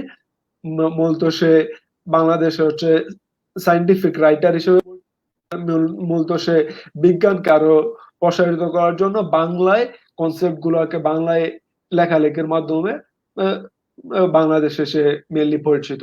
সে কথা বলবো হচ্ছে গ্র্যাভিটেশনাল ওয়েভ নিয়ে।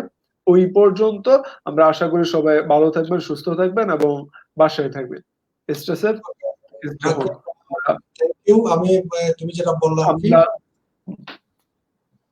আমরা হচ্ছে শেষ করার আগে বারী স্যারের কাছ থেকে হচ্ছে যদি কিছু অ্যাডভাইস বা পরামর্শ দেওয়ার থাকে ওইটা আমরা শুনতে চাইছি।